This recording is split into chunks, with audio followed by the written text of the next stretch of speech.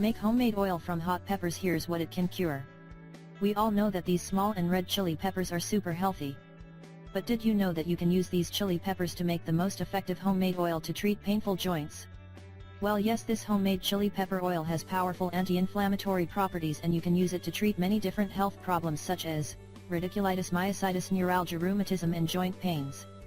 This homemade chili pepper oil is in the group of irritating oils. It expands the capillaries, improves blood circulation in the upper parts of the skin, enhances vitamin metabolism, and works to activate the regenerative process of the skin epidermis. In order to make this homemade oil, you will need the following ingredients: 10 fresh red hot chili peppers, 2 cups of extra virgin olive oil, glass jar from 1 liter. Directions. This recipe is very simple and easy to make. Just follow the simple instructions. Here's what you need to do. First, you need to wash the peppers, cut off the part where the stalk is, and grind with a meat grinder. You will get about 1 cup finely powdered mixture. Then you need to pour mixture into a clean glass jar and pour the olive oil over the mixture.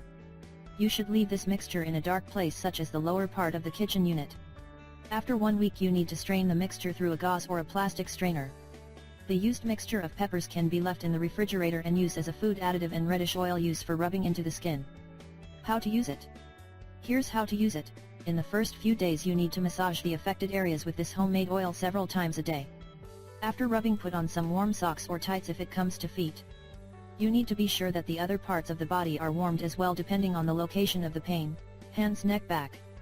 After applying oil, you will feel the baking on the skin, but it will be bearable, even pleasant as the oil deep warm skin, but without creating burns.